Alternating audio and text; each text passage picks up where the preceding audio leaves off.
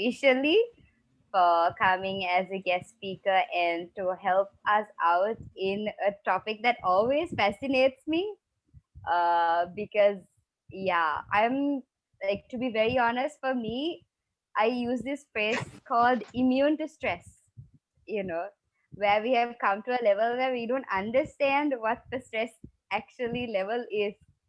So it's a topic that fascinates me. So I'm quite excited, and I hope you are too as well. Thank you so much, Anna. And I would like to thank Seth and team Colombo Central Campus. It's okay. Central Campus. Okay.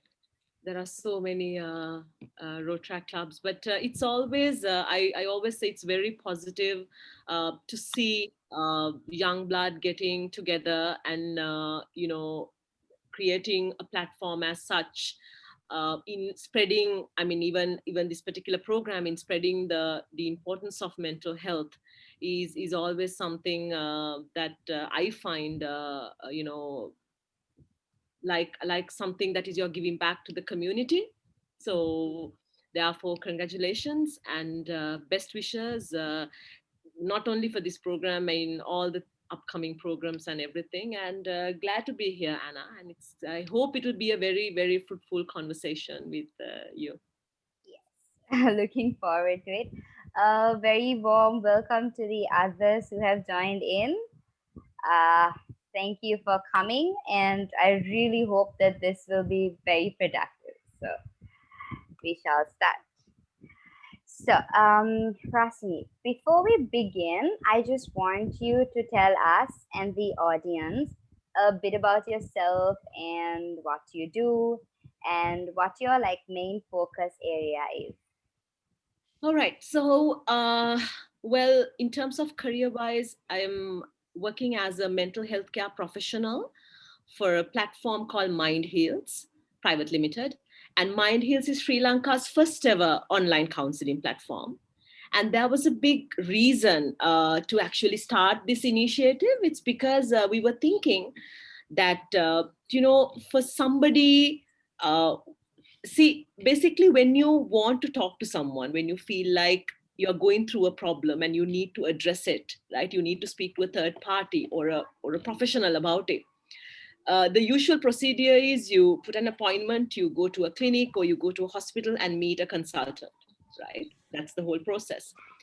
And I also remember that during a time that I was doing a research, I went to meet a doctor who was actually treating STDs, and then to see people very comfortably seated outside the consultation room, and where when I was passing the rooms where you had the psychologist and the psychiatrist, I could see people literally covering their faces and standing. So still we have that stigma about mental health happening in Sri Lanka. People, whenever you say mental health or you say psychology, we completely link it to Angoda Hospital, right?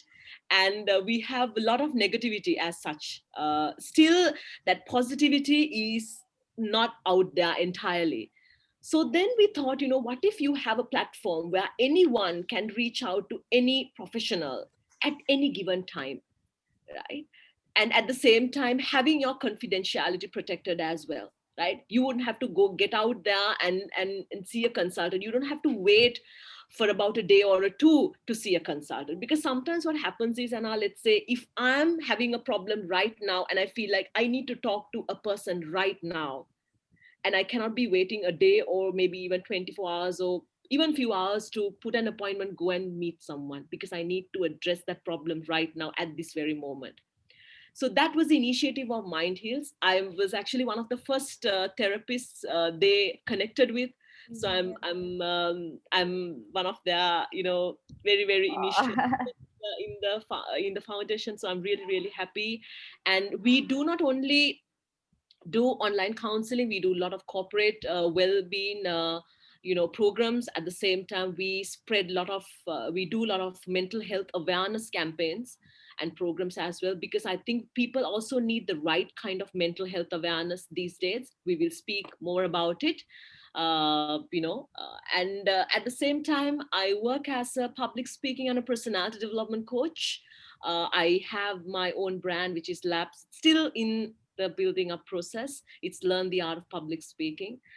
And because I feel that, no matter how many lectures of public speaking you attend, if you do not address the personality issues that people deal with, you cannot actually build up that confidence for an individual to become a good speaker, right? Other than that, I work as a visiting lecturer. I do few modules in First Friends Campus.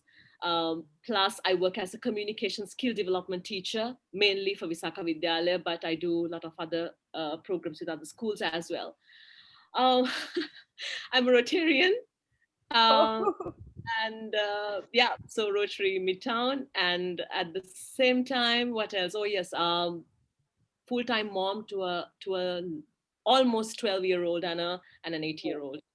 So that's handful. All of that put aside, and then you have that on That one. mom. I mean, I feel so honored to have you, and like I'm so honored to have the chance to actually interview you because it's. I mean, you really impressed us, is what I would say. Well, I don't have everything, sorted myself. I Even though I am a mental health care professional, still, I also go through my terrible, horrible, miserable moments. I am absolutely human, all that put aside. So it's always great to speak about a topic that I am also passionate about, and I just like what you said. So, Rasmi, what made you what made you become very interested in the lines of psychology and mental health? Well, that actually happened accidentally, actually, because all my life, since the day that I knew that I wanted to be someone, I wanted to be a gynecologist. I wanted to pull babies out. Right, that has been my lifelong dream. And I still remember, even going to hospitals and then imitating how they would announce my name. Patients to see Dr. Rasini Bandara, please come to room number 10, and also like that. And but the thing is, you know I dreamt about it. I lived that dream, and I did. I actually took the initiative of doing a science for A levels as well. But something really, I would say, life circumstances really changed everything. I lost my father, my human. I'm being the only child. It was a very traumatic period for me. I lost him when I was just 18 years of age. My mother was diagnosed with a condition called brittle diabetes when I was just 15 years of age, and I heard that she's not going to make it. Since then, until I was about 33 years, I heard the same thing same thing every time I took her to a hospital. And so I lost my father when I was 18. I flunked my A levels in royal style. I got three Fs, and well, yeah, I faced failure in life as well. So with that, my dream of entering a university here, went for a six, and then still, life moves on. And I went to Malaysia actually to do biomedical science, thinking that that would open an avenue for me to do medicine someday. And over there, I had to take up psychology as a minor subject. um, yeah, so psychology was a minor subject. And when I took that, I actually topped the paper in my class. In fact, gave some private tuition to a couple of Chinese boys as well. They passed me. From minor to like major. Wow. Major. And then my lecturer just said that, Rasini, why don't you do psychology? Seems like you're pretty good at it. And I thought, I just asked my mother, and I went there with my mom. I was one of the lucky students to actually travel there, because I couldn't leave her here and go. Being the only child, I couldn't. And she was very much still unwell as well. And she said, yeah, go ahead. She's been always very supportive, very empowering. And she said, why don't you do that? and I changed my major. But my traumatic events in life did not stop there. So I had to do so many things. I've faced most of the examinations in life going from hospital and writing. I passed out in many exam papers. uh, yeah, so passed out writing examinations, failed few times.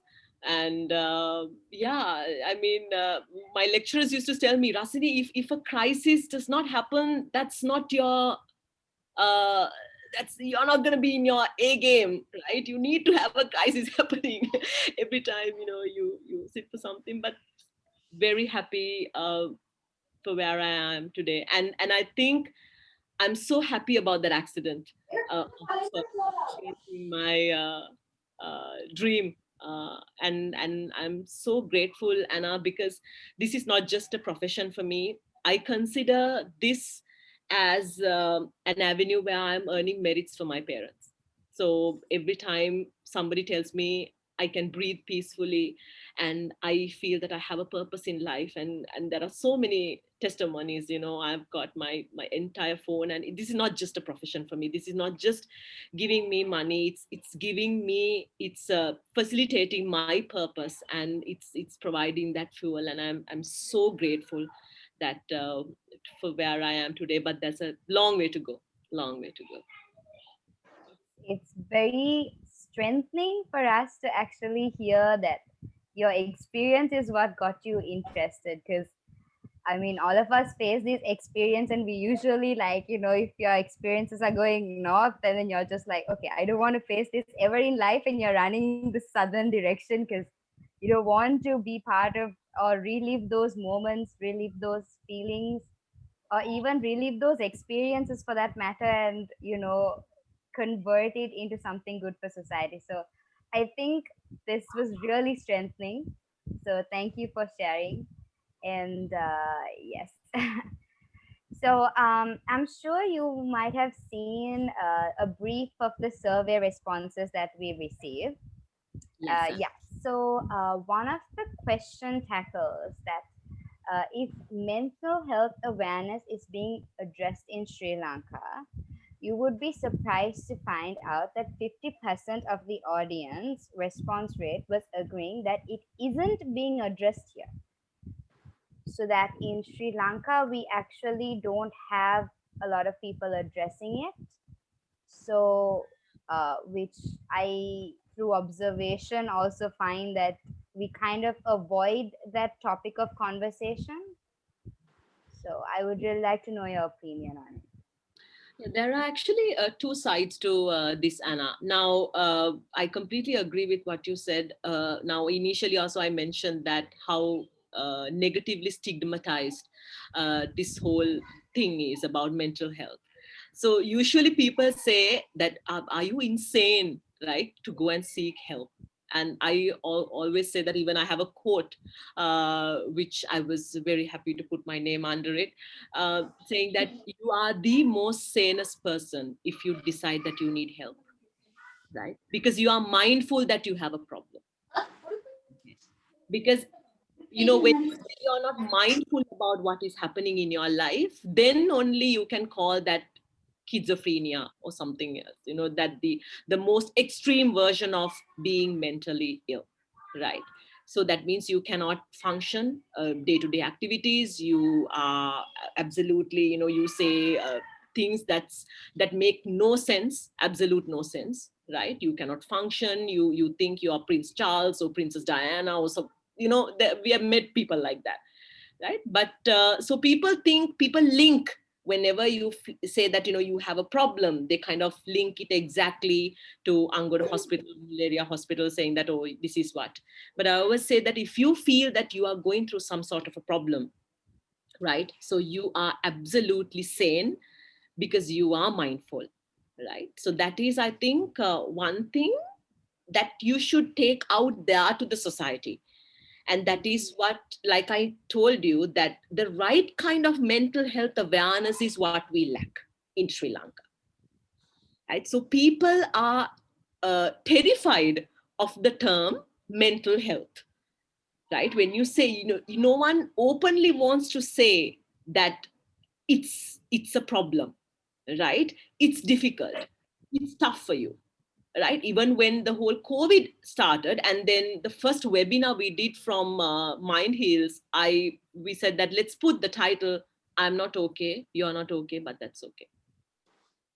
All right. Because nobody was okay at that situation, right? Even mental health care, as mental health care professionals, we were never given a training how to face a pandemic 101. Okay.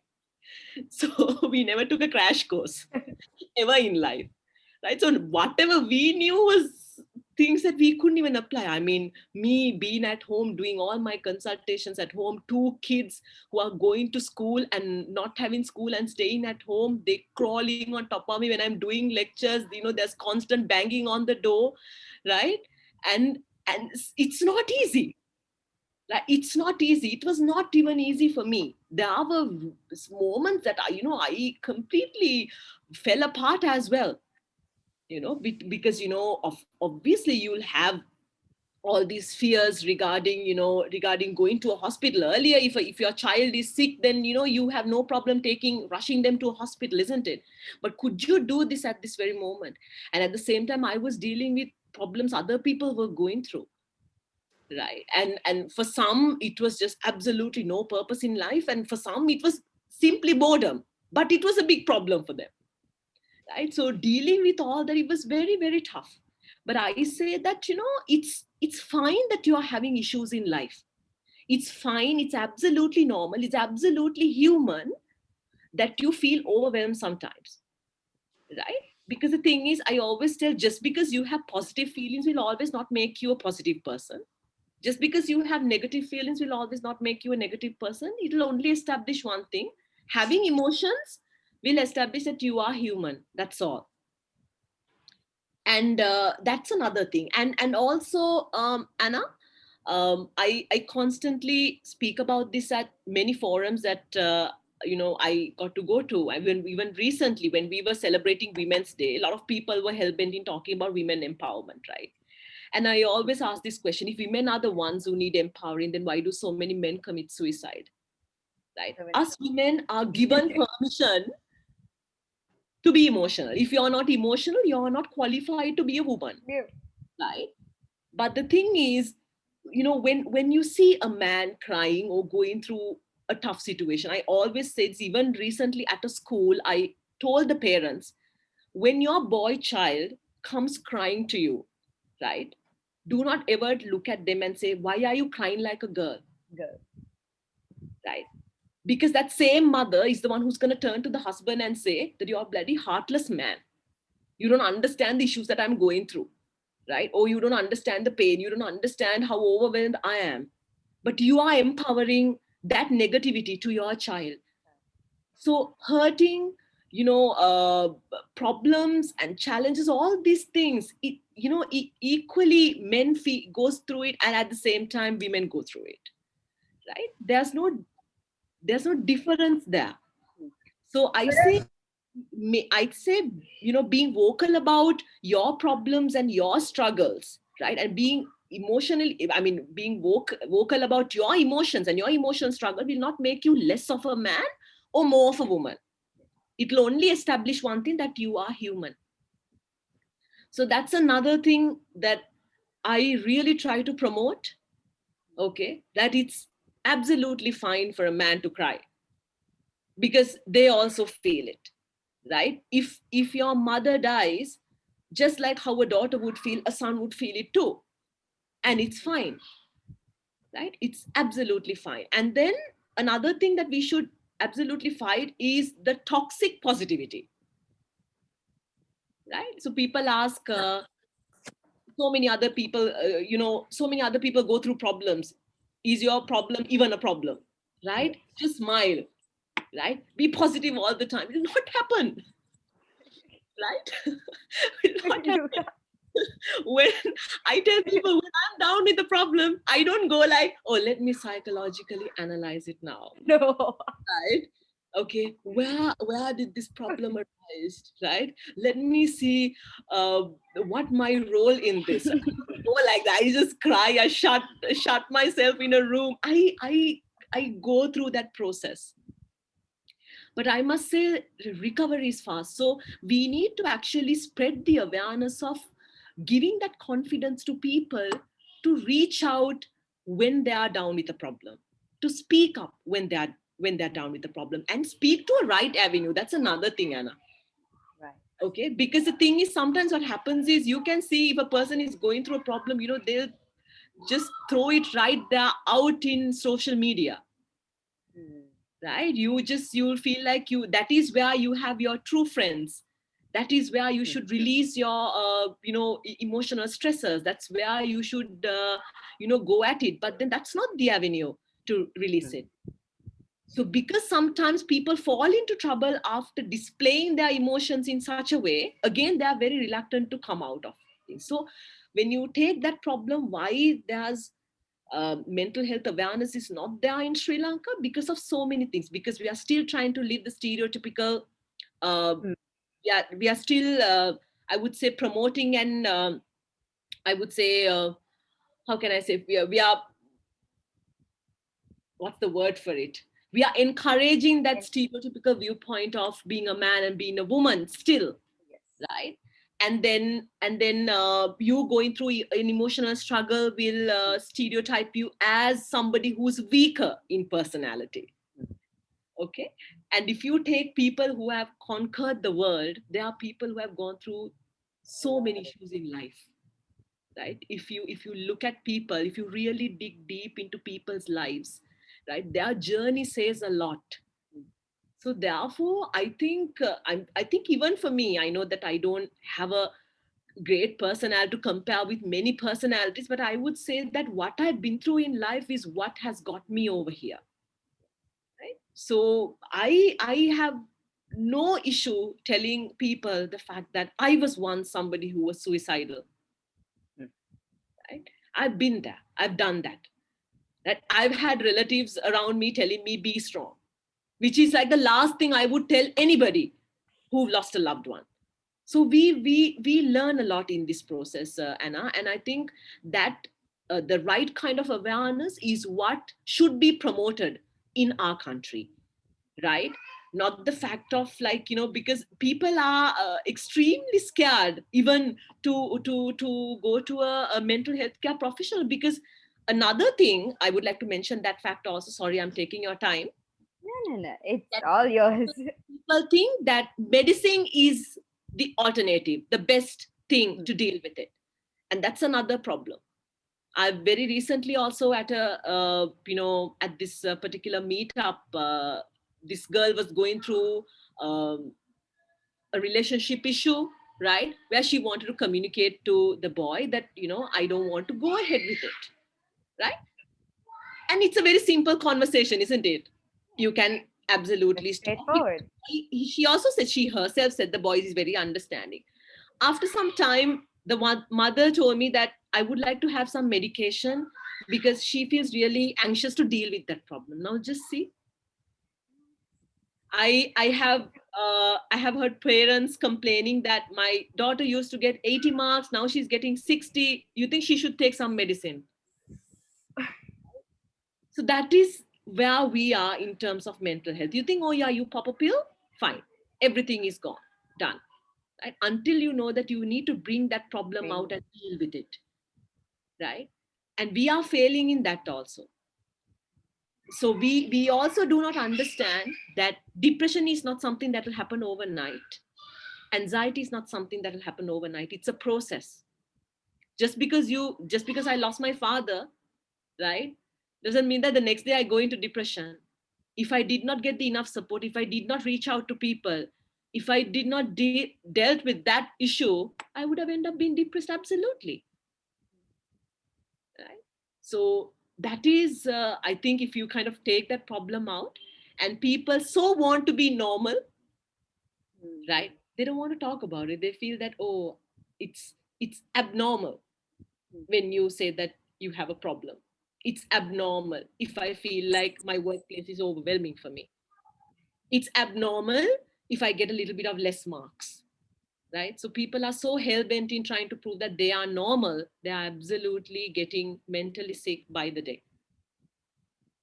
So that's I pretty much. mean, I cannot agree any better because I mean, I too, like, go to work every day and we see like stress is stressful and you need to let it out, Very which true. people don't. And they, like you said, it's like every time you have a headache, they pop the Panadol and say the headache goes, but it's just psychologically you're saying your headache goes, it doesn't go. I Yeah. think they don't want to deal with the emotion of pain. I think they just oversee it. And I just didn't know why, but I think your conversation made it quite clear as to why we are having this struggle in Sri Lanka. Very true. And to just add one more thing to it, Anna, very recently this girl was going through. I mean, she came to me mentioning the fact that she has anxiety, right? And she forget things and all those things. She's actually going through a bad marriage, and I told her that until you deal with your problem, your headache is not Yeah. going to go away, your memory loss is not going to go away, or your anxiety is not going to go away.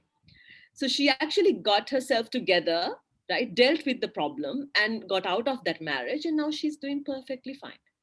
So I always say that, so you were just trying to put a fancy plaster on top of your wound and pretend the fact that I don't have a problem, but it's rotting inside, right? So you need to take out that plaster, deal with that ugliness, right? Properly give the right kind of medication to that problem, right? Until you eliminate it, no way. You can't. Yeah. Yeah. I'm just going to take a minute, Rasini. So, to all the people who've attended, you'll have to mark your attendance. Oh, yeah. So, yeah, so if we'll drop in the link and it will be like a quick minute, 60 seconds. Yep. And it's out, guys. Please mark your attendance. Yeah. Kind of waiting to put that out. Yeah, I was like, how do I put it out? That's probably the worst interview ever. Trying to be informal, and I'm like, oh, no. Yeah. Do you think that our country culture is what makes us think like this? I would I say, don't find it with others. Like I have people from other nations as such, and they're quite open. Like how Saif said, I'm so straightforward. I think I just put it out there, whether it's good. If I'm laughing out loud properly. And if there are moments I get angry, then it's that next degree of anger, where it's really bad. Or if I'm crying, it just pours out. So I I don't know, but then again, like you said, it's your experiences. So the so when ones that I faced made me be very outspoken about it because I realized the more I suppress it, the more I'll have to, you know, get, you know, drain myself down instead of bringing myself out. So it was my experience, but I find it in our culture where it's so easy, parents say don't run like a girl, don't cry like a girl, don't do this like a girl, that. And then to the girl, sit like a girl, be like a girl. And I'm like, it's too much. So I think it's also our culture. What do you think? it's pretty much, yeah. I think people actually have grabbed everything in a very wrong way, Anna. That's what I feel. Because Sri Lanka used to be a place where, if you kind of look at the way maybe women were treated or all that, we were a much liberal country compared to the Western world, right? Mm. So hysteria, the first problem, the first psychological condition, right, where women started hearing things that they others could not hear, or started seeing things that other people could not see, Mm. right? So hysteria began in the Western world Oh. as a result of sexual frustration. We never had mental health problems here. We never had mental health problems in the Middle East. We never had mental problems in the Eastern world at all. It started there, right? It started there, and I think the germs kind of passed through They gave out all of that, and we, as yeah, give everything to us, even mental health problems, give it. We were in that particular receiving end, and we took it because, if you kind of think about it, just see, did our women ever had struggles for women rights? Did we ever got out of the street for voting rights? No, everything was given to us, isn't it? Even to us. Yeah, it was just given to us. People respected men and women because they were needed for existence, right? They were needed for generations to happen, and that kind of respect was going on.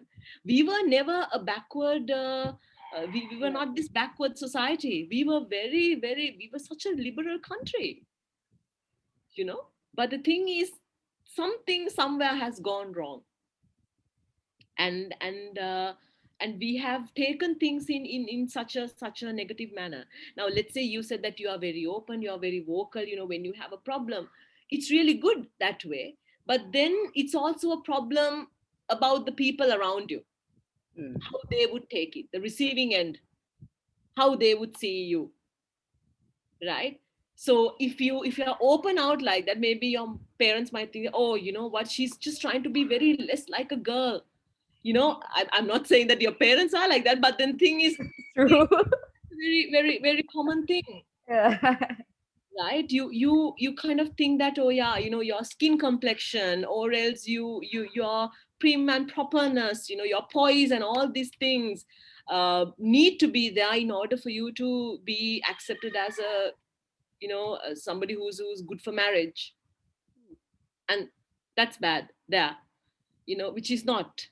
And also, I think one of the other things is that when it comes to even topics like empowerment, right? People think for a woman to be empowered, you need to do a 8 to 5 job,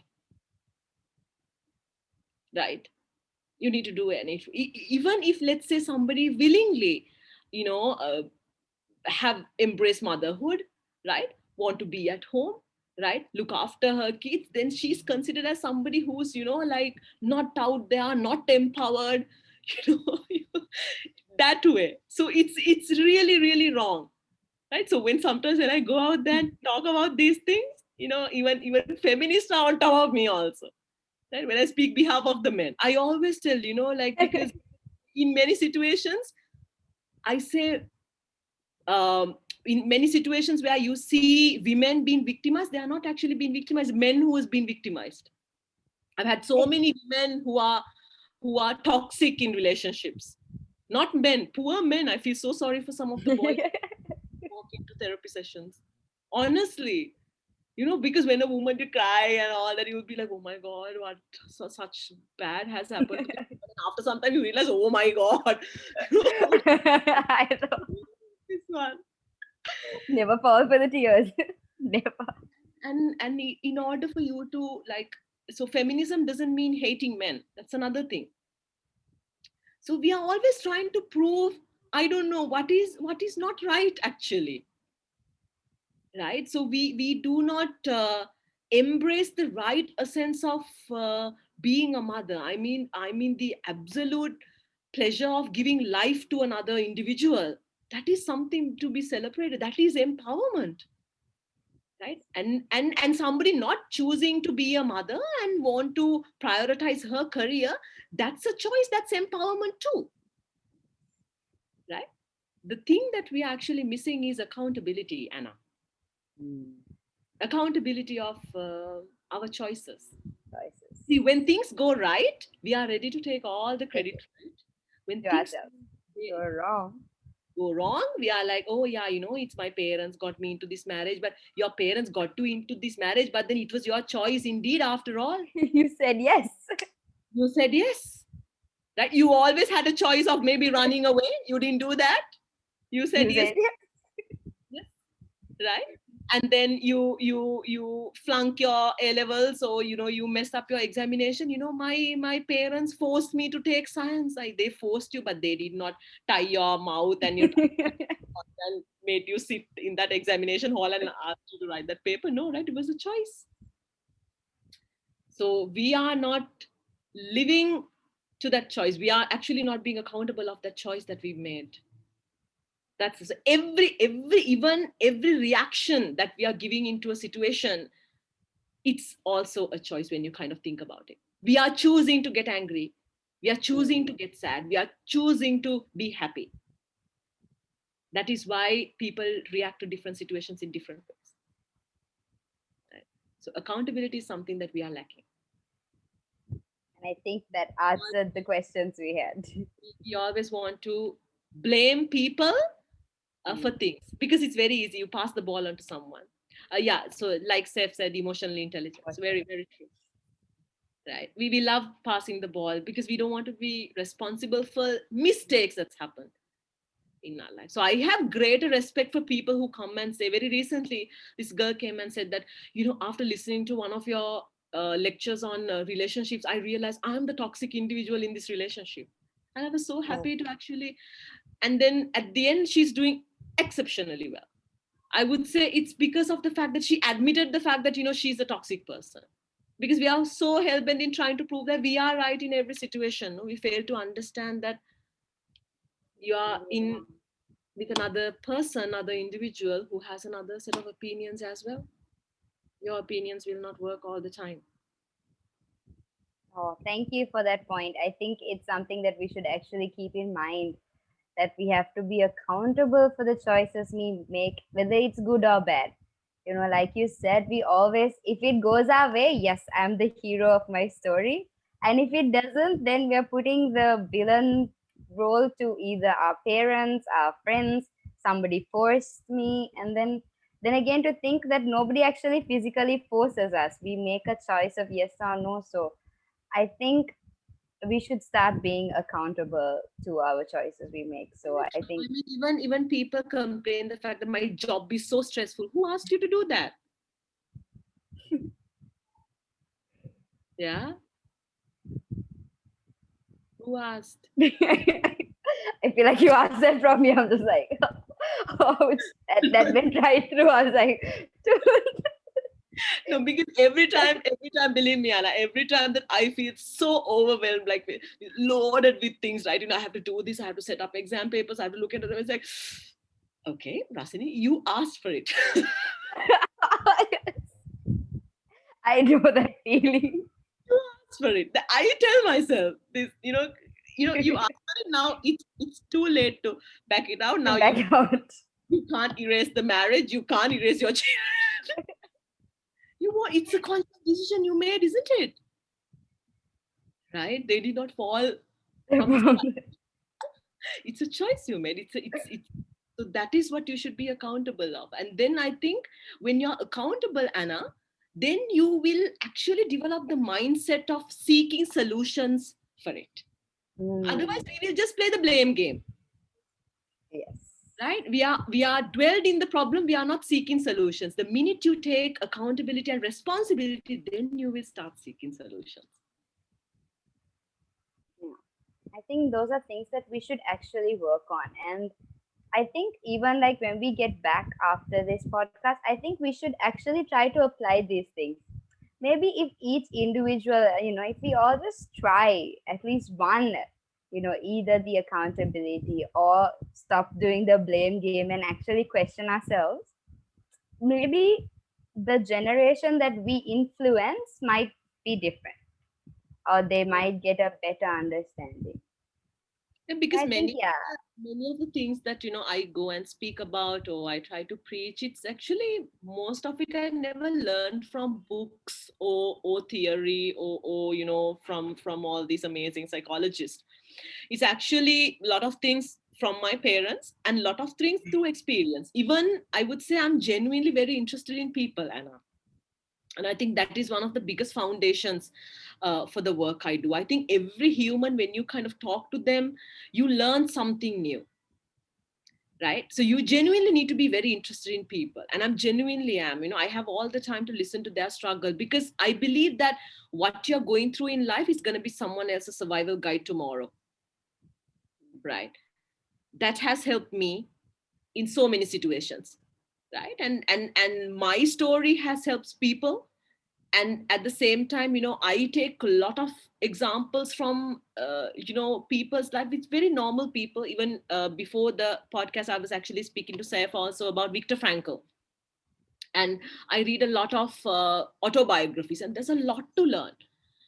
And whenever I feel that just things are getting really overwhelmed, I read a page or two from Mandela's book, Long Walk to Long Freedom. Walk to Freedom. And I It's feel like, actually my favorite.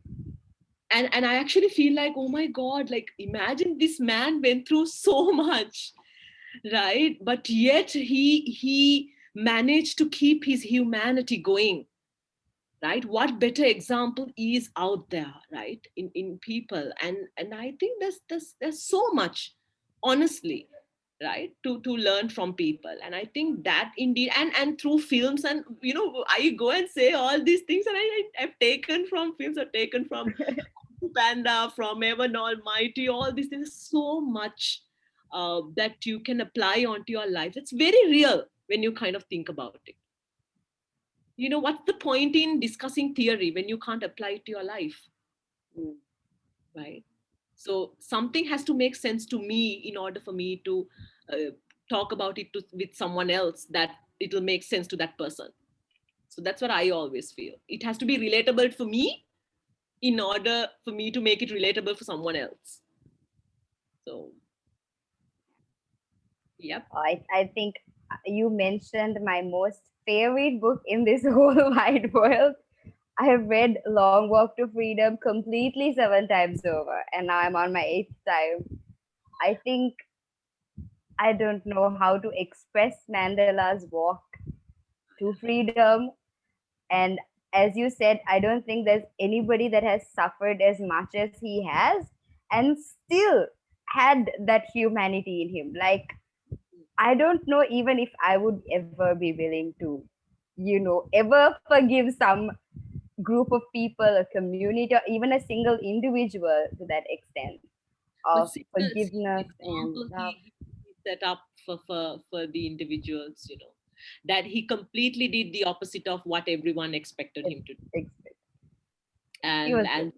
leadership, that is empowerment, that is humanity,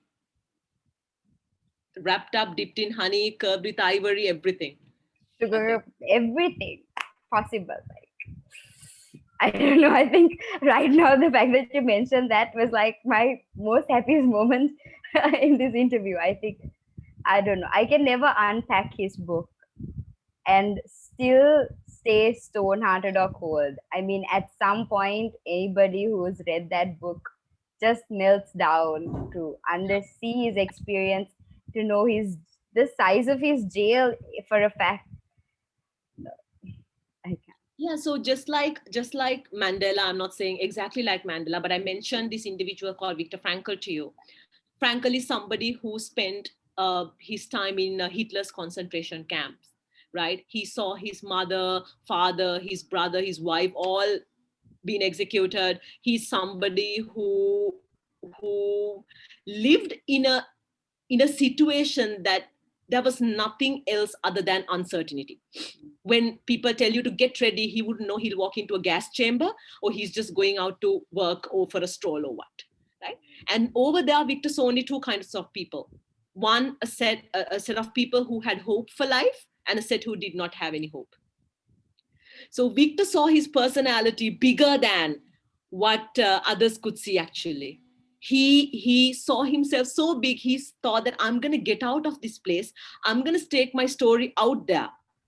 Right? He envisioned this factor, that him giving lectures to students. So he built up the logo theory, which he spoke about the fact that everything can be taken away from a man, other than his human freedom to actually make the choice, right, of selecting the attitude that he or she wants to demonstrate in any situation. Right? So there's a lot to learn from Victor's story, Anna. So, another very inspiring It's book, very if you good. have time to read, Man's Search for Meaning, because he said, Then I also tell people, never ever expect a life with peace. You'll never get it. you'll never get it. If you're thinking you're going to find peace after coming out of School, you're not going to find peace. You think coming out of university, you're going to find peace, you're not going to find it. If you think finding a job, marriage, No, absolutely not, no, big no. right? And then if you're thinking, oh my God, like I'm gonna like earn so much of money. By the time I'm 50, I'm gonna retire, I'm gonna enjoy it. You'll die when you're 40. So still you haven't found peace, right? What do you mean? But the thing is, what Victor says is that it's not peace you should search for, its purpose. And if you identify that you have a purpose in life, that will make you go reaching it. All the obstacles and all the challenges will not make any difference, right? You'll go at it. So that's why I said that I have a purpose in life. So my purpose keeps me going every day. I get all the energy, even if I work from morning to night, and even if I had to stay up, I break rest a lot, which is not a good thing. I don't want to promote From rest a lot, but still the next day I'm in my top energy as ever. But it's because of the fact that I have a purpose, and everything I do adds up to that purpose. So that is what. So if people really focus on that aspect in life, right, that will take you places. Peace will never take you places. I'm just gonna take this time and like open it up to the audience. If you guys have questions or if y'all are even interested in putting an opinion, please do. Because I want this as a conversation. Because I mean, I'm learning so much. I mean, if you let me talk, I'll talk for hours here. But then there's so much that I have learned from Rasini, and I think there's a lot that each of us can put in. So if y'all have things, just go ahead. Very true. Very true. See, every time I I go in front of an audience, whether it's kids, whether it's teenagers, whether it's learning about BTS, when we these yeah, I know. And so it's a learning thing for me. I completely have that humbleness, and I think for individuals to go on a long journey, right, I think you should have that humbleness within you, the humbleness to learn, the humbleness to accept constructive criticism, the humbleness to work on yourself.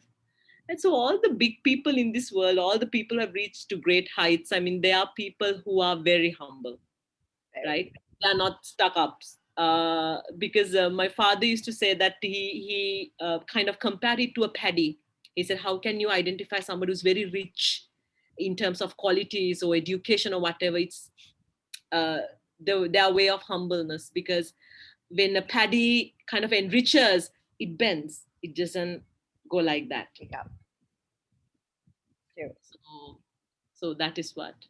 And yeah, so Anna, what else you want to talk about? Go Yes, on.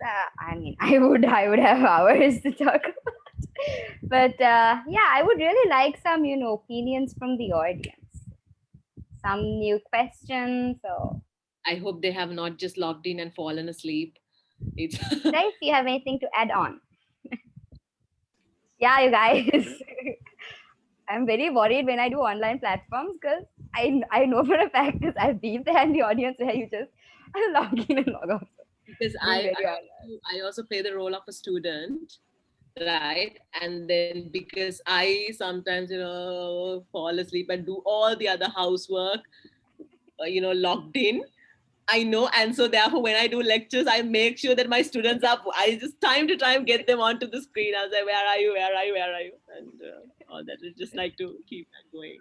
Yes, Anna. So I shall start calling the names.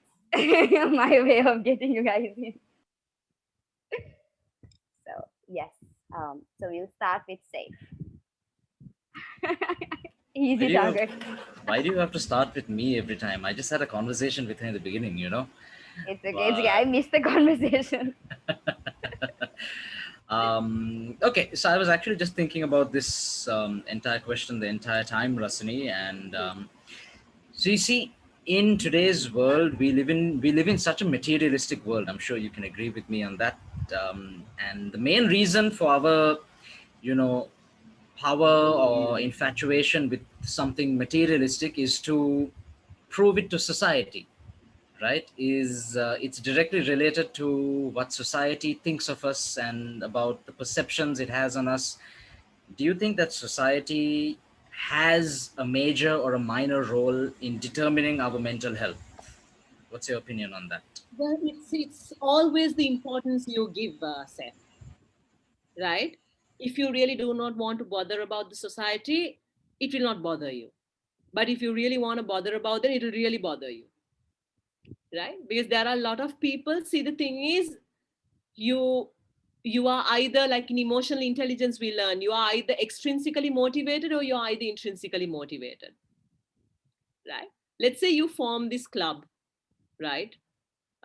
Central campus, and your motivation is actually to win the best club award or something, right? So that you are extrinsically motivated. By the time you win the best club award, from there onwards you will have absolutely no purpose, you are done with it, right? So what if you are intrinsically motivated to give something back to the society every day? Do you think you will lose out on topics? No, you'll find something, because that will keep you going, right? So that is, I think that is where you should be as an individual. The society will matter to you with regard to how much of importance you are willing to give the society, right?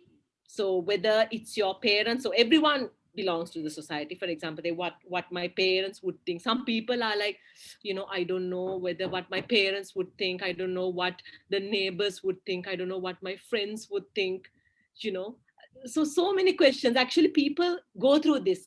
I say that, this validation that you need from the society is because of the fact that you do not validate yourself.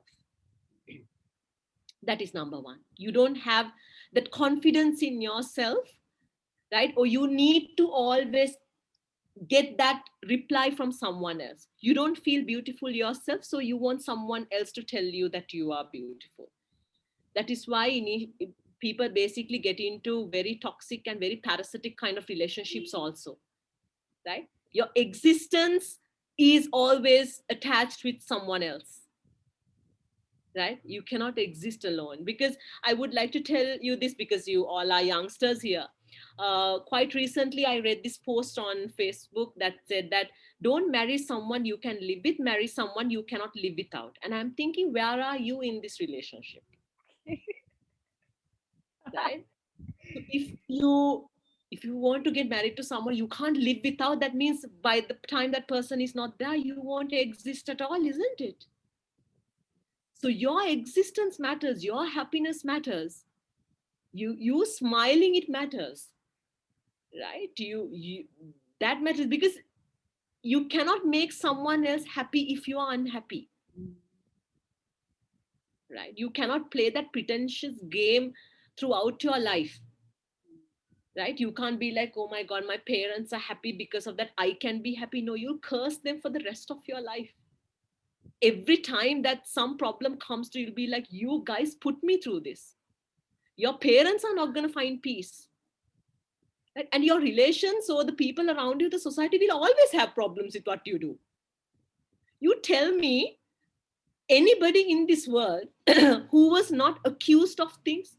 Lord Buddha was accused of things, Jesus, Prophet Muhammad, who was not, I mean, who are those people, right? Do you think the society was 100% happy with them? You think the society had no questions towards them? No. The society will always have problems, but it always depends on how much of importance you are going to give to those problems. My Apache used to tell me that never lose the human in you, no matter how much the society demands you to. Trust in your gut, trust in your instinct, work on it, right? People will say so many things, but you should have the consciousness to make a decision. You should have that consciousness in you. You should have that intelligence in you to maybe see things in a different way. And seeing things differently will not make you abnormal. right? Seeing things differently will just make you an individual who bear a different opinion. That's all. So I would say that I would put my happiness before anything, right? If I'm a happy individual, then only I can make my husband happy, then only I can make my kids happy. I cannot do that if I'm not happy. If I'm not a happy individual, I cannot do that, Anna, at all. It's pointless. It'll never have value. Just like that, if I do not believe in something, I cannot make someone else believe in that, right? So I always say it can be applied to any profession. If you do not believe in a product, how on earth are you going to convince someone else to buy it? It will not happen. If you do not believe in a subject, if you are not passionate about a subject, how on earth are you going to teach it to another person? You'll never be a productive teacher, right? If you are not passionately driven, right, to rule, if you do not have those leadership qualities in you, if you do not have that humanity in you, how are you going to expect that out of your people? It will not happen. So I don't know, Saif, if I kind of gave the answer that you wanted, but there are so many people who are very unhappy in this world because they are trying to live up to the societal expectation that they see that they should be, right? Over here, name one individual who never compared themselves to someone ever in life, right? I don't think you can find anybody. So I always tell, personality begins where comparison ends, right? First of all, learn to embrace yourself, even with the mistakes, with your skin tone, your hair color, whatever, the structure, everything. Accept yourself, but work on yourself. You should be intrinsically motivated to work on yourself, right? Enhancing the qualities you have, right? Even toning your body, working out, exercise, it should be beneficial for your physical health, right? More than other people commenting, oh, you look absolutely gorgeous, or you look nice, or you have lost weight. That should come later. First, it should be satisfactory to you. So a lot of people actually get into a lot of issues and problems and very, very toxic relationships and situations, and barely ends up being really unhappy, safe, because of the fact that they prioritize materialistic benefits or material satisfaction in life, right? Or else I would say, because of extrinsic motivation, people are pretty much lost nowadays in whatever the circumstance you can apply it to.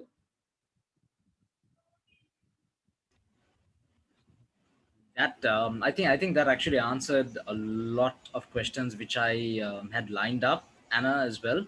But I would like to ask one more question. But the thing is, I would love to give an opportunity to maybe one of the audience members, because at the end of the day, this is an open discussion, and we would love for each and every one of you to just unmute yourselves and give us your opinions and your thoughts so that we can build up on it, right, Rasini? Yes, absolutely. Or you'll have me shouting your name. So it's Yeah. either you So voluntarily come or me involuntarily being you in. So So before yes. Anna calls out your name, I would think it's better if you just unmute yourself right now. Yeah, please. You have all the time to put me in trouble. Also, because guys, this is a very common thing that we all face. I mean, I don't think there's one person in this audience that says I haven't been through a mental problem, because I think all of us are probably, most of us are working, so you obviously have your working stress. And if you're studying is stressful. If you deny it, it's now is the time. And even balancing, social life with, how Rasni said, working out and doing your physical fitness to making sure you work and study and all that. So, yes, I would really like if somebody could, just speak up about, it doesn't even have to be a question. Maybe something y'all have faced, or just unclear thought about something. I mean, If y'all are if you may feel a bit uncomfortable switch like unmuting yourself, you're welcome to use the chat box. Just type in your question, type in your statement, go ahead, we'll read it out, not a problem at all. y'all can even privately send it to us, so then we can keep it anonymous. Yes, either send it to myself, Anna, or to Rasini herself. Yes. Hello there. Hey. Hi Sauda. Yes. Hi. Yes, I'm Sauda. It's great to speak to both of you. I have to say this is such a wholesome episode I've listened to. And it's also because it's one of my favorite topics to speak about. And I just, exactly. I just wanted to say that there's a lot of, maybe this may be an unpopular opinion, but there's a lot of our generation where we kind of stuck up on complaining sometimes about how we were not allowed the space to experience emotional growth from a young age because of the previous generation, right? But I think a lot of us forget to give credit to them because they went through a time where mental health was not really brought into the light as it is nowadays. So the real issue, I believe, is the gap between that generation and right now, where we have, us millennials, the Gen X, the Gen Z, we have that space to grow and to educate. But then that previous generation, they had to face it. They had to live life like it's a daily thing. Their parents didn't, take in what they said. They had to just go to school every day. They didn't have mental health days. And they also happen to be our own parents and our teachers and our principals, and our managers, because that's their age. So what would you say would be a good way for us to build up a bridge to cover that gap? Because we know that the next generation coming, they have our ears because we will listen to them. Our kids and our friends will listen to them. But people above us, they don't really have that bridge. So what would you suggest that we build, or how we could do that to help them? Because I think they need the help too, not just us. Very true. Very true. Well, actually, quite I would say, a valid point, Sauda, that you mentioned there. See, now I'm a millennial, born in 1984. And, I was actually, like I always say, I was very lucky enough that I had amazing parents who are very empowering, and who actually facilitated so many things in me. But unfortunately, I lost them very early. And that is a sad part. But the thing is, I completely agree with what you say, because even the society that I grew up, right, we never spoke about mental health, to be very honest. I remember when I was small, I had an uncle who actually, I think, according to my knowledge now, would have actually had schizophrenia, right? Whereas the family would not talk about it. Whenever that particular topic or the name comes up, people will go, shh, right? It's not something we should discuss. And even things like, suicide or all those things, was considered as something so bad, so negative, that people never wanted to actually know the real reason behind why they did something like that. So those were pretty much, I would say, taboo topics. And then, and also I would say that the kind of age that I grew up, we we had so much of so many connections. We had to speak up. We need to talk to people. We never had devices to deal with. right? So if we had to say something, we had to say it to someone's face, right? If you Yes. if you liked a girl, you had to go through so much of trouble. But I would say there's something so beautiful in those relationships as well. Very recently, I remember this particular brother whom I know been telling me that for me, I was so happy just going and seeing my girl's house, right? Not the girl, the house. I'm like, dude, are you serious? Like the house. Is turn around right there and just see the house and come. That would give him happiness. So it was, I would say, uh, such a beautiful generation too, because you valued human connections, you gave so much of priority to people, right? And Sauda, we actually, we are pretty much in the middle of it, but then I think my parents and then the people, I think before our generation was lucky enough that they had some amazing art and poetry and songs to actually uh, get inspiration from, right? I mean, even for me, I very recently I was having this conversation with Dr.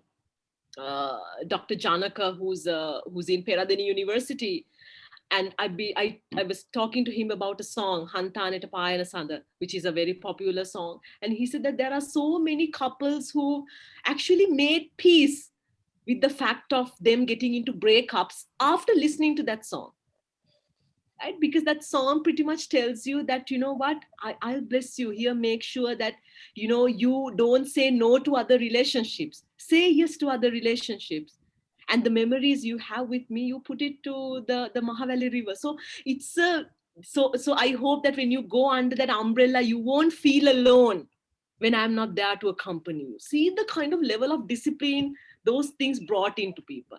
And what you hear now, right? What the generation here now, let's go from this world, we'll come back again together. So that's suicide, isn't it? You're promoting suicide. Look, in Yamu, I know I sometimes take these examples and tell people also that these are what the generations now are being exposed to. But the issue, Sauda, is that the previous generation, they do not, they're still in that generation, that they are so worried about this generation, they don't know how to address it. So when, let's say, when your kids are constantly attached to the mobile devices or whatever, and you say, during our generation, it was not like that, right? And that is how you're trying to solve the problem. But then during your time, yes, you did not have that, but it's not the same situation now. So I think that generation pretty much needs to understand that things have changed drastically, right? Changed for good, changed for bad, right? And therefore, I think as parents, I think how you should be is that you should be friends, best friends to your kids more than trying to be parents, right? Because the society that your kids are going to go out, it's not the society that you ever experienced in life. For us, I would say, if we go and ask the parents about, let's say, drugs, and they said, don't talk about it, we turn to the school, they would say not to talk about it, we turn to the society will also didn't have any answers. But now parents say, no, you turn to the society, it's available there, right? And also what's something that parents need to understand, when your child or your teenage daughter or somebody comes to you with a problem, right, they will decide whether to come back to you or not with the way that you're reacting, right? So if you say, don't you dare speak about something like that, don't you dare talk about something like that, they will never come back to you with a problem. And they are turning to a society which, if they turn, you'll never be able to find them, ever, with the situation nowadays. Right? So this is something that we need to be really mindful of. So I actually don't know, Sauda, how I can prepare like a proper guideline, but I would say having absolute open-mindedness is something that we need as a generation, right? And there are so many things. I think we should first of all teach children the uh, the absolute necessity of embracing gratitude, the best attitude to have. Like you said, we complain about so many things, but then we should also embrace the fact that how many things we have as an individuals. I tell people, first thing, if you ever feel you are alone in this world, there's nobody for you, take your right hand, place on your chest over here. You have a heart that is beating 24/7, not has not given up on you. It has not taken a single break, right? That is something to be grateful of. You take a deep breath and see that you can still breathe where so many people are suffocating and unable to breathe. How many people are in this world at this very moment fighting for oxygen? But this moment, you're living and breathing. You have your hands, your arms, your legs, everything, together. How many people are going through disabilities? You can see the world, hear the world, right? You can smell, you can taste, all that is functioning. How many people do not have that, right? You have food on your table, at least one meal. How many people are suffering? I mean, very recently I was going through some videos about these refugees in Syria and all that, right? Telling that how they used to celebrate, how if they are used to be earlier and how it is now, right? So see, you're provided food, you are provided education, you have a job to wake up to every day, right? If you kind of make a list, I mean, I also do that sometimes. If I feel like, oh my god, I don't have nobody, I quickly take a paper. It has become a habit now. I tell my kids also, make a list and see which side is heavier, what you have or what you do not have, right?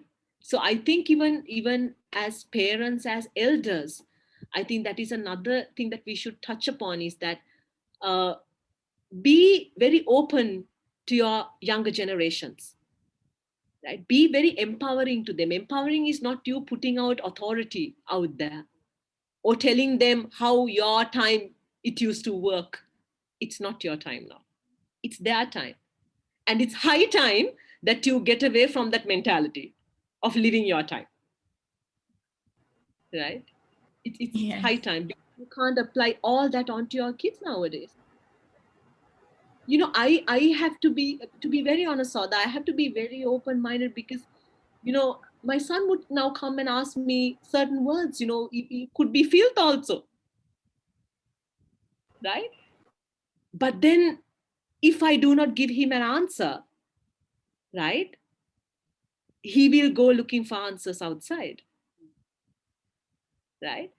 And what he's going to carry with him, it's not going to be very positive. It's absolutely not positive. So I think at this generation, at this stage, parents should be friends to their kids, right? And I think they should also understand that, yes, you have experience, but at the same time, they have knowledge as well, right? And then you should always find ways to direct that knowledge in a very positive way.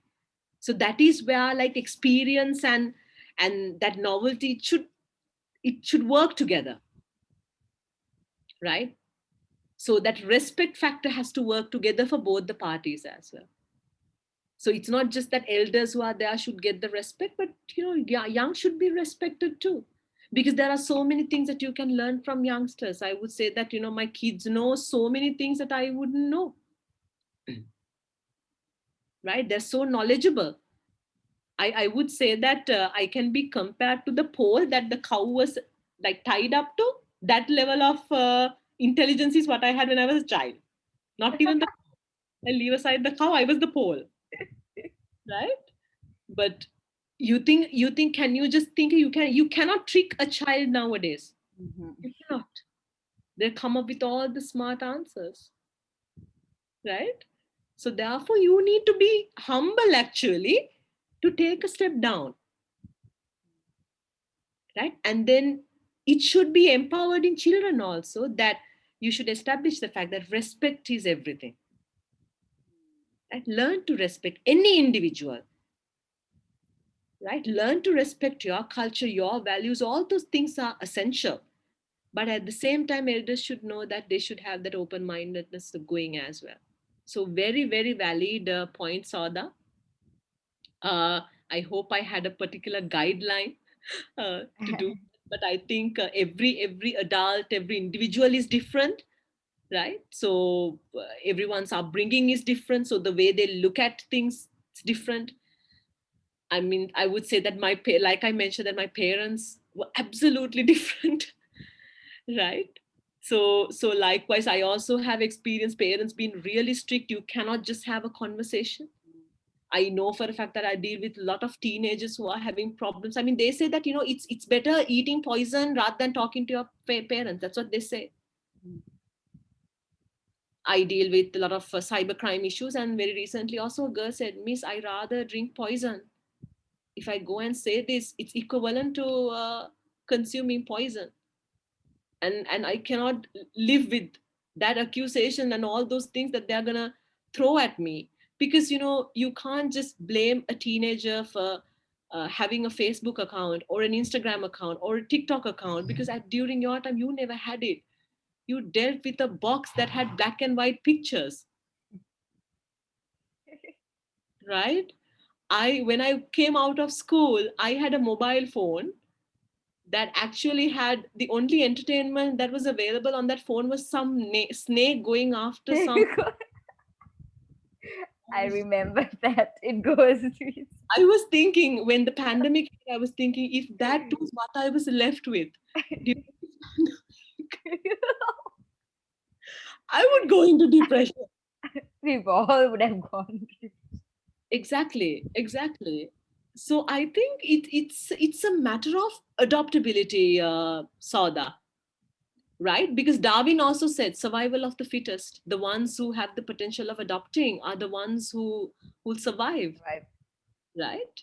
And who'll make maybe make their offspring survive as well. So you need to adopt, but at the same time, you should bring that value system established in your children as well. That is something we are losing. See, we are becoming high tech, very less touch. So technology, intelligence, it's increasing, but value system is really declining. So at these times, we should not be going after women empowerment. We should be going after empowering humanity, right? So that is something we should establish in children, because they are very lonely in this world surrounded by technology. They are very lonely. They are lost.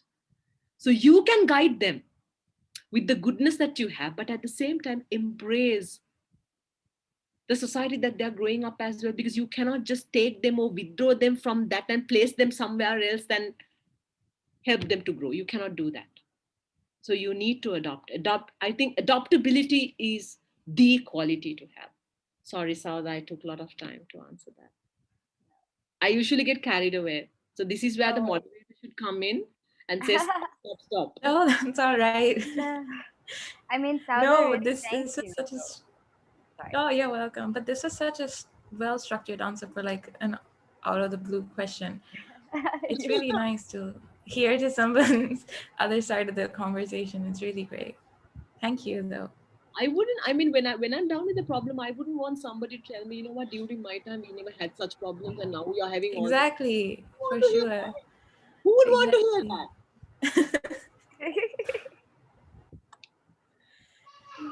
So that's the thing. Yeah. Well, thank you. I really appreciate it. Welcome, Sada. Thank you so much. Thank you, Sauda, for asking that question, because I think it was something that was running in the back of all of our heads. This whole bridging the generation gap. I mean, it's like hot topic everywhere. But two things that you said today about open mindedness and adaptability, I think it really struck me, because I think it makes sense, to actually be more open minded to both sides and to adapt. I think we like to change, but we don't change. I see that we are like, I should change, but we don't. We go with the same flow. We always look at the negative. Now, even when the pandemic happened, I know for a fact that the technology is a big problem now. I mean, kids are going through things like tech addiction and all those Mm. things as well, and even tech autism. I think I mentioned this to Saif as well, right? But the thing is, another thing that you should embrace the fact that technology has brought us together, right? Imagine without these facilities, without this technology, where we would be, right? How people would seek help, how people would support. I mean, imagine you're far away from your family, you're alone, right? And you face uncertainty, how you're ever going to deal with things like that. So therefore there are certain good things that we should appreciate as well. So the more you dwell in the problem, the more you complain about the problem, you will never uh, have that avenue of seeking a solution or maybe making peace with it, right? So that is, I think that is one of the other reasons that why people get into mental health related problems also, that you're Mm. constantly, you're dwelling in the problem, you're complaining, worried about it, cursing whoever that has caused you these things and all those things, but you're not being accountable for taking the right actions. Choices. Yeah. You're not moving away from the problem. You're complaining the fact that your boyfriend is not treating you right. Why don't you take charge and move away from that From the relationship? Right? If your office is giving you hell, right? Why don't you think about a way of moving out of it? Right? If you kind of think about it, you have all the justification why you're staying in that place also, because I need financial, all these things. See, you have reasons. Then if you have reasons, adopt to it, right? Think about the fact that your boss throwing tantrums at you, it's because of the fact that he lacks emotional intelligence or he lacks humanity. It's not your problem. It's his choice of behaving, it's his way of behaving. He's choosing to behave that way. He's choosing to behave like a bully rather than behaving like a leader. But that's not on your account. How you should behave is what you should be accountable of, not for other people's ways, right? So there are so many things that when you kind of think about it, will eliminate a lot of problems that you have in yourself. I think a thought that actually came into my mind was what we discussed earlier about being accountable to choices.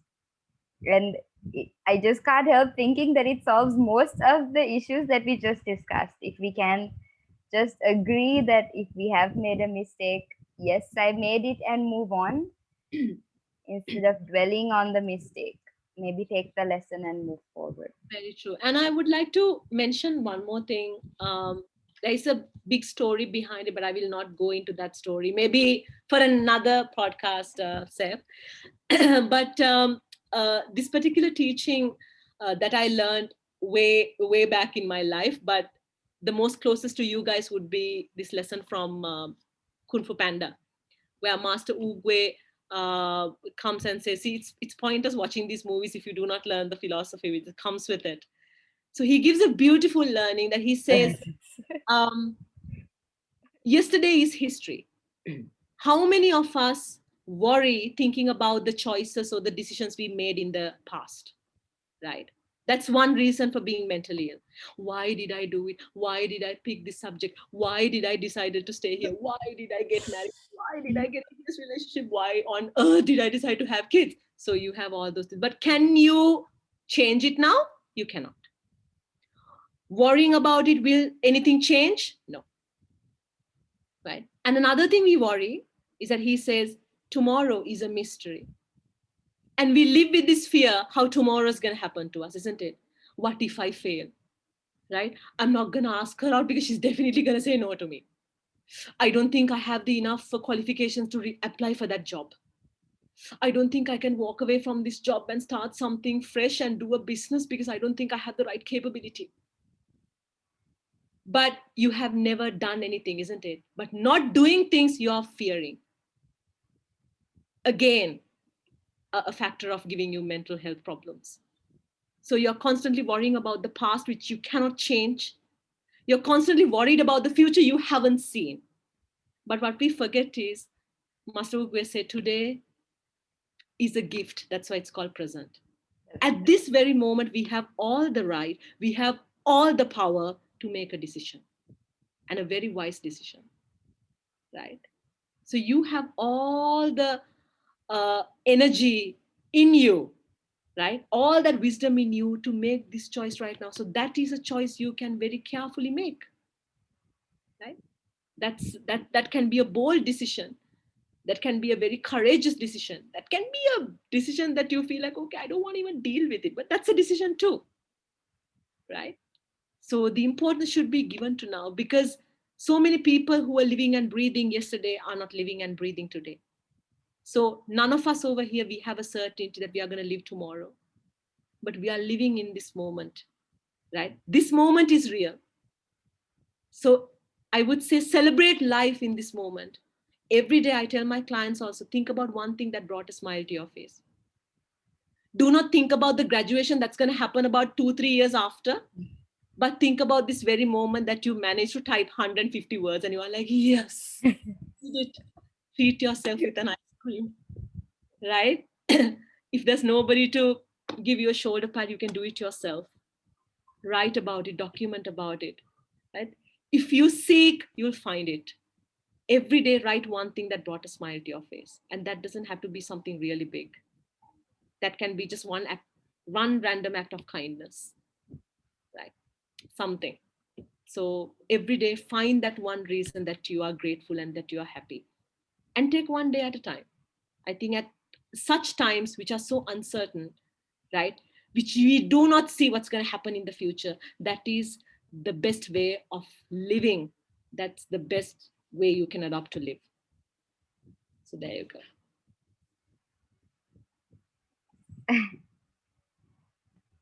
Thank you. That was very comprehensive and detailed. So, guys, more questions, more opinions. Because I mean, you would have realized, I mean, more opinions coming in, we can have like diverse conversations. And the whole reason I think that we chose this topic is so that each one of us are aware or made aware of things that cause, or have discussions on what can be done, how we can improve ourselves, or how we can even, maybe tomorrow sit down and think, okay, how can I reduce the stress, or why am I feeling stressed, is it okay?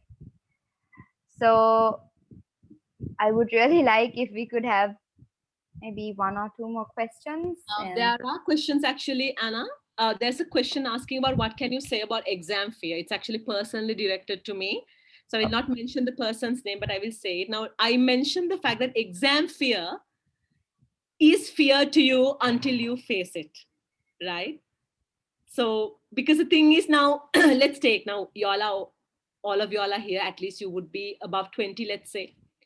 You all would have faced the scholarship examination that you immensely feared. After you faced it, what happened? Gone, isn't it? You faced O levels. I remember facing O levels. That was like some examination that, like as if I'm writing the most toughest examination in this whole wide world. Faced it, right? After that, what can you do about it? I mean, you faced it, and then the results came. And when you started working for your A levels, you were thinking, "Oh my God, what the hell was that O level, man? That's like some kindergarten thing." A level is the deal, right? So you are constantly fearing because you have absolutely no idea how it's going to be. But fearing is not going to help you either, right? If fear is going to take you and help you succeed, then all of us together, we can get together and be fearful of what's going to come, isn't it? If it's going to help us, it's not going to help you. So one thing you can do is prepare for it in a good way, right? So that can be like another separate podcast, Saif, how to have like proper preparation for examination. Quickly, I will tell you, when you have a certain deadline to meet, right, or an exam deadline, always try to bring it a little forward. Like, let's say you have an examination on the 20th of May. In your mind, think that you're having the examination on the 15th, right? And then work on it. So by the time you get close to 15, right, you have about another 5 days extra to work on. Make sure you find your troughs and your perks, whether you're a morning person or a night person, right? And work on it. Take a lot of breaks, right? And there are so many other techniques also, Anna, if I'm to tell, but I would like to so let me write my contact details here. So if anybody wants to reach out to me, right, can do that. One second, I'm technologically very much challenged, so trying to. All right, okay. So let me since this is a very private group, right? So therefore I will mention my number. I hope it's a private group, Seth. So Yeah, there it you is. It is.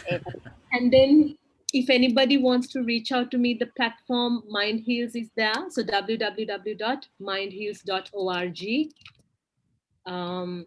That is there. So you can check the website, and there are so many therapists. You can reach out to anybody. You can read their profiles and pick a therapist of your choice. You can email me. It's rasini_b@yahoo.com. There you go. And I'm on all social media platforms. I'm on Facebook and LinkedIn as Rasini Bandara. So let me write that as well.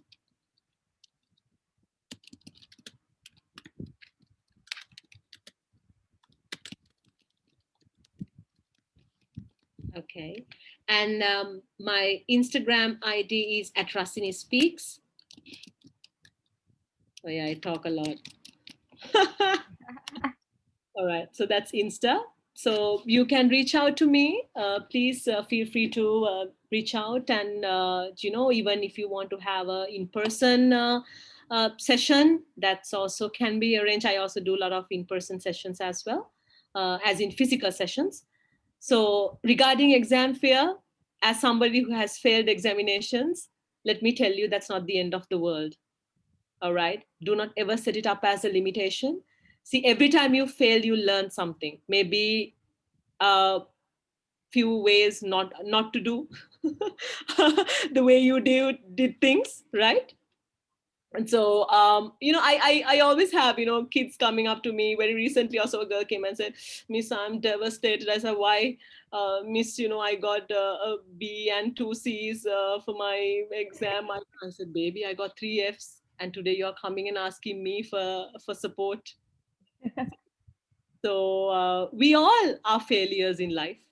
But the thing that we should embrace is the fact that we never let anything limit us as individuals, right? So read out about all these people who have reached great heights, like I said, who have had so much of struggle in their lives.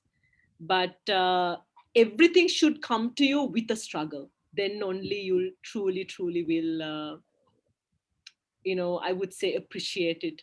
I still remember my dissertation for my MSc, and the deadline was 11:59 seconds. That's the deadline. I submitted 11:59:46 seconds, and I screamed and cried, and it was like a massive adrenaline rush, and I didn't know how I pulled through. But when I got the confirmation from the university saying that it's accepted and I can finally graduate, that happiness was something else.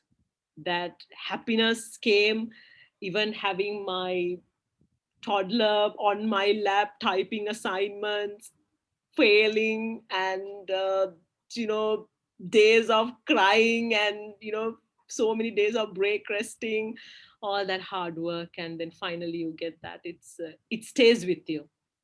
It's embedded to you. Then it's engraved, right?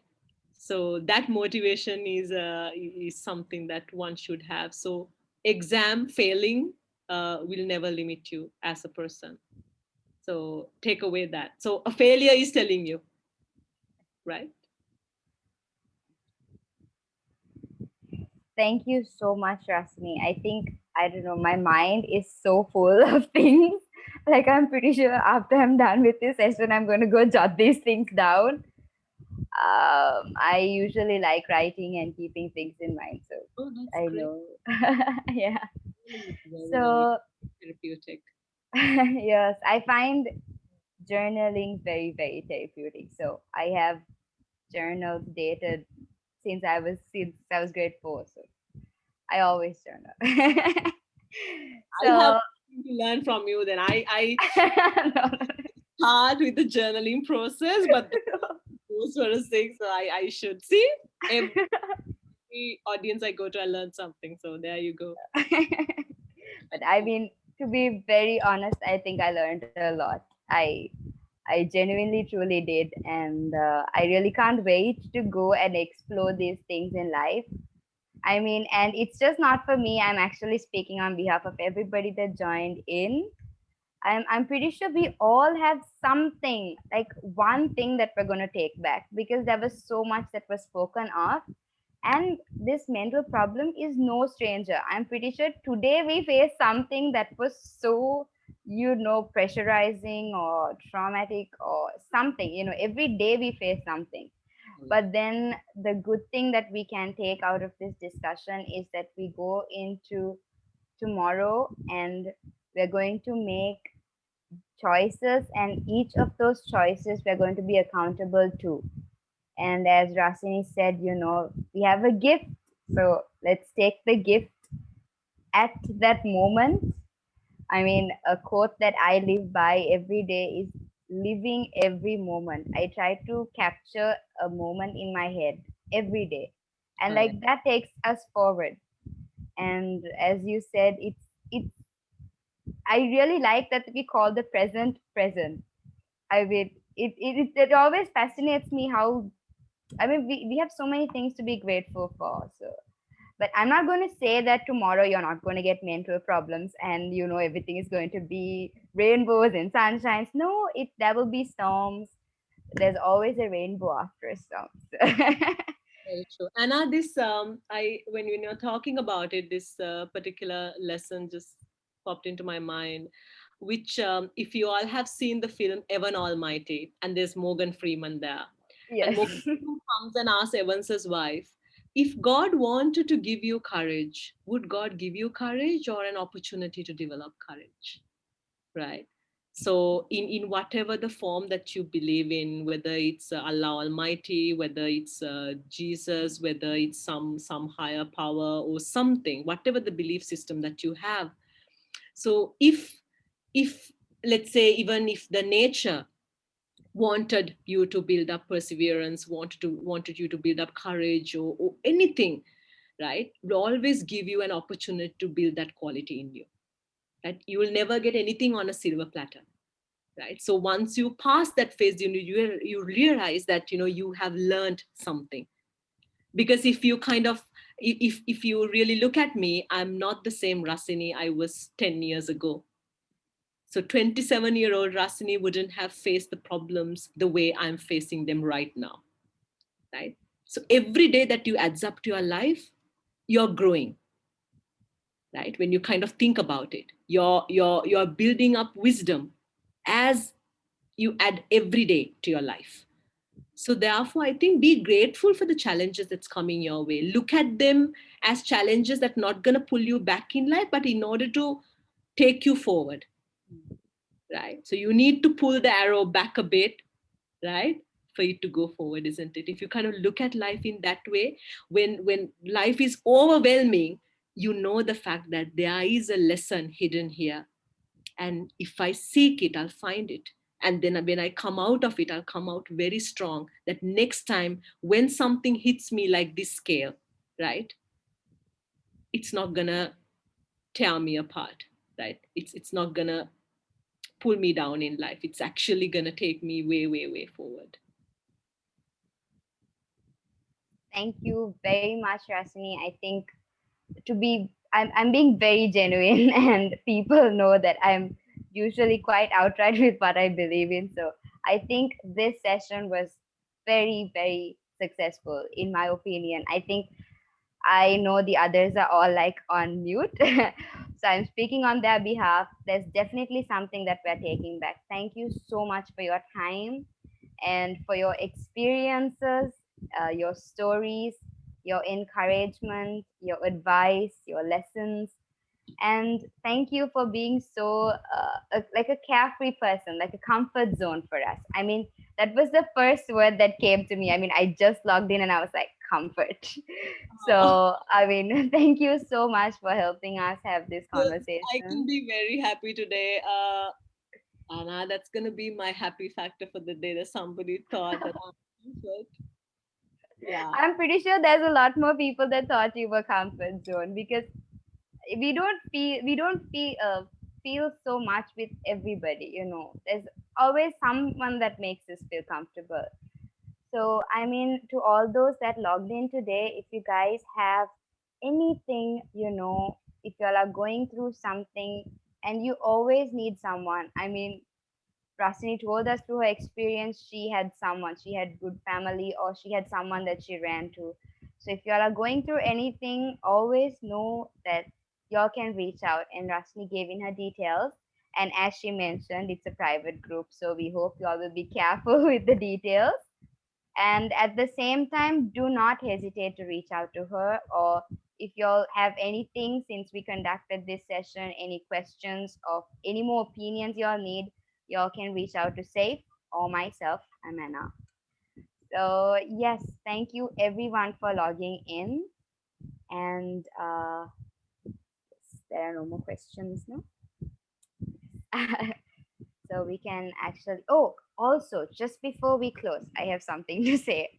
Like Rasini mentioned, I don't know how many of y'all are into reading, but if y'all think that y'all didn't learn anything today, maybe as a lesson, y'all can start reading an autobiography of someone great, because I know that I forced reading to almost all my friends, but trust me, it's a whole new experience. And it's not like reading a fiction. When you read an autobiography, you relive that experience somebody else faced. And we spoke about Long Walk to Freedom. Rasni gave us another book. And if y'all need more books or need more references, y'all can always reach out. So yeah, it's just the tip from me. Even if you want to just, get away uh, from the mentality you're in, a book can absolutely take you to a different world. It's absolutely therapeutic. And so stay away from screen timing at night, and then if you read a page or two, you don't find a good sleep. I mean, if you read textbooks, sleep will come to you naturally. Naturally. if you all are What for suffering, the day? if you all are suffering from sleep issues, read some Correct. something, and you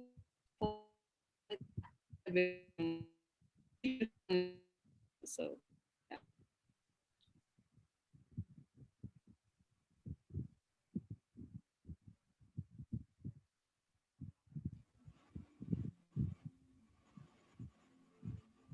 And are you seeing the same interruption, or is it only Yes, me? I am seeing it There as is. well. All right. Okay. Maybe we can just give it a couple of seconds until it buffers a bit, I guess. Yeah, sure. So in the meantime, I would like to thank everybody that logged in. I really, really hope you all had a good session. I know it's a Friday night and after work it's a commitment you all made, and I really, really appreciate it. And we would like to thank each one of you from the Professional Development Avenue as well. Saif, you can say a word. I'm actually really glad that this event went very very successfully, and I'm very glad to have a very supportive team who helped me and basically made this project a reality. This is not the only project, guys, what we are planning to do. We are planning a lot more exciting projects, much more similar to this as well, and it would be very appreciative if we can have your help, your suggestions, your improvement points. All of us are open, and once again, very, very thankful for all of y'all for coming today and for making this event a reality. So, from the Rotaract Club of Central Campus, and to you, have a good night, stay safe, and enjoy your Friday night. Thank I you, and have bye to bye. interrupt you. We need a group picture. Okay. Did Rasini come back? We will have to get Rasini. Can you guys hear me? Yes. Yes, yes, yes, we can. Okay. I don't know what Uh, happened. I think that was a bit of a technical difficulty. I also got a bit laggy, I guess. Before we wind up, can I please welcome the audience to please, switch on their cams if you guys are feeling comfortable, because we want to take a group picture, a virtual group picture, if you will, so that we can, post it on social media and promote such a wonderful event that we had today. If you guys are okay with it. Hi, Seth. Am I clear now? Something? I don't know what. Um, we can hear you, Yes. Rasini, but okay, yeah, now you're clear. Okay. All right, You're clear. right. All right. Hi. Sorry, it was like. Hi. Hi. Okay, So, so Rasini, what we were thinking was, since we are winding up, I just invited the audience to please switch on their cams maybe so that we can take a Oh, group picture. Yeah? oh, yeah. Finally, I get to see everyone. Yeah. Okay.